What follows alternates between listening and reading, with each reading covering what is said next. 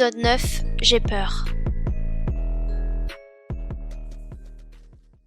Après la nuit passée chez Elliot, Ryan se réveille et découvre plusieurs appels manqués de ses parents. Elliot remarque que Ryan est perturbé. Bah alors, qu'est-ce qui t'arrive? Y'a rien.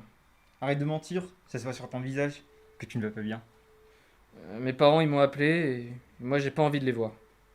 Tu sais, va leur parler, c'est maintenant ou jamais. Peut-être qu'ils ont changé d'avis.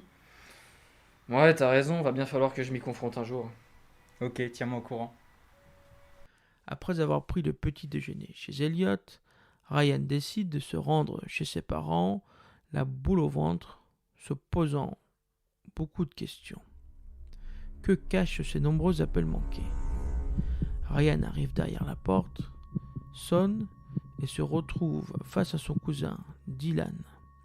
Celui-ci fait signe de rejoindre ses parents dans le salon. Le père de Ryan a le regard rude, ne reflétant aucune émotion.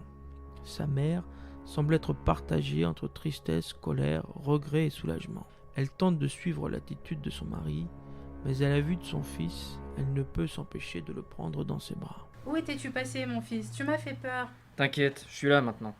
Assieds-toi, faut qu'on parle. Mon fils, tu as sali notre famille. Tu m'as sali moi, ainsi que ta maman qui t'a mis au monde. T'as raison, mon oncle. C'est même interdit dans la religion. Dylan, ça c'est ta vision des choses. N'en fais pas une généralité. Ta mère et moi, on a beaucoup réfléchi. Ce que tu nous fais vivre est très dur. Cela va au-delà de nos valeurs.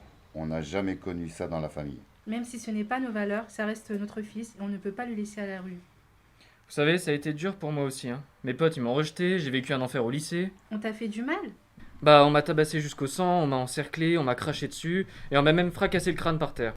Mon fils, mon pauvre fils, qu'est-ce qu'ils t'ont fait? Qu'est-ce qu'on a fait?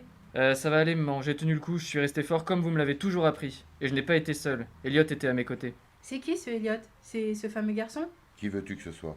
Oui, c'est lui. Ryan rejoint Elliot et ils se rendent ensemble au local de diversité. Sammy les accueille. Salut Ryan, content de te revoir. T'as ramené un nouveau membre. Salut Samy. Ouais, c'est Elliot. Ah, Elliot, j'ai beaucoup entendu parler de toi. Salut, content d'être là parmi vous. Elliot et Ryan rejoignent Melinda et Baptiste autour d'une table dans le salon. Coucou Ryan, t'es revenu? Salut. Oui, accompagné d'Elliot.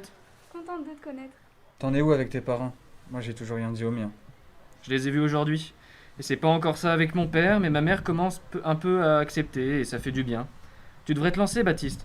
Être gay ne change rien au fait que tu es leur fils, ça fait partie de toi. Et puis tu seras pas tout seul, nous on est là.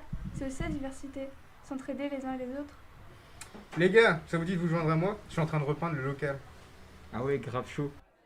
Elliot, Ryan, Baptiste, Melinda et plusieurs membres de l'association se mettent à repeindre le local.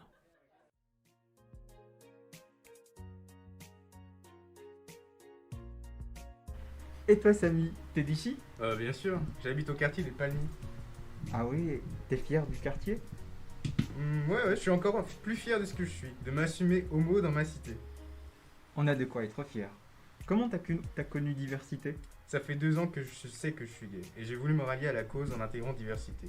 Parce qu'on parle pas assez de l'homosexualité dans le quartier, et ça devrait pas être un sujet tabou, surtout que ça touche beaucoup de jeunes. Après 2 heures passées ensemble, Ryan et Elliot décident de rentrer. Sammy les interpelle. Les gars, demain soir, on organise une soirée au local, ça vous dit? Vous pouvez venir accompagner. Vas-y, je suis chaud. À demain. Ryan accompagne Elliot jusqu'à chez lui, puis sur le chemin, il croise Dylan. Ah, t'es là, toi? Ouais, j'étais avec mon mec là. Viens, on va faire un tour. Ouais, carrément, je te suis. Ryan et Dylan marchent le long des bâtiments lorsque Dylan reçoit un appel et s'éclipse, laissant Ryan seul. Soudain, un groupe de jeunes cagoulés s'approche de Ryan. L'un d'entre eux le pousse par terre et l'autre l'immobilise au sol. Vas-y, mec, fous-le par terre. Je vais voir ce que tu vas prendre, enculé, sale PD. Ramène la batte. Le dernier essaie de lui enlever son pantalon afin d'abuser de lui sexuellement. Ryan se débat en vain, il ne compte pas se laisser faire, mais il succombe à ses blessures et étant donné son impuissance face à ce groupe de jeunes qui l'immobilise au sol, Ryan n'a pas d'autre choix que de lâcher prise. Lâchez-moi là.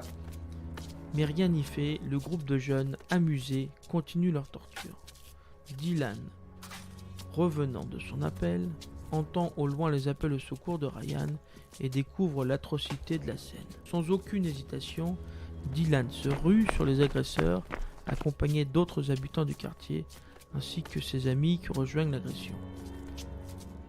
Traumatisé, apeuré, Ryan reste figé et s'envoie. Cette scène restera gravée dans l'esprit de Ryan à jamais. Dylan, paniqué, décide d'appeler Elliot qui arrive immédiatement. Ryan prend ses distances, il est toujours sur sa garde et repousse tout le monde, il veut être seul. En rentrant chez lui, Ryan monte discrètement et s'enferme dans sa chambre. C'est avec horreur que Ryan découvre les commentaires diffusés à son égard. Bien fait pour toi, tapette, tu mérites de mourir. Alors que là, j'aurais été jusqu'au bout. N'étant pas encore remis du drame qui venait de passer, Ryan est complètement bouleversé et en état de choc. Cette tragédie le pousse à se remettre en question. La vie vaut-elle vraiment la peine d'être vécue si c'est pour la vivre dans d'affreuses conditions?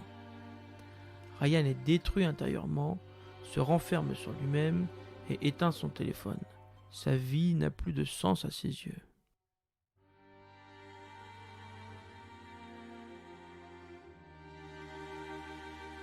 Cette audiosérie a été réalisée par Ossine Baouz, Inès Demange, Naïva Bravo, Vinara Sileni et Amanda Vira, 5 étudiants en licence Sciences de l'éducation à l'Université Paris-Nanterre, avec la participation supplémentaire de Olivier Brito pour la voix du narrateur, Elliot Elgi pour la voix de Ryan, Étienne pour la voix de Yanis et de Dylan, Rainy Brianto pour la voix de Lucas et de Samy, Malika Ben Elmouden pour la voix de la surveillante, JP Demange pour la voix du policier et du père de Ryan, Thomas Debauve pour la voix d'Adam, de Baptiste et les secondes voix, Michael Vira pour les secondes voix, Farah Hamada pour la voix de la mère de Ryan, Amanda Vira pour la voix d'Anaïs, Naïva Bravo pour la voix de la professeure d'histoire géo, Inès Demange pour la voix de Melinda, Vinara Sileni pour la voix du médecin et de la sœur d'Adam, Ossine Baouz pour la voix d'Eliott et Michael et Amanda Vira pour le montage.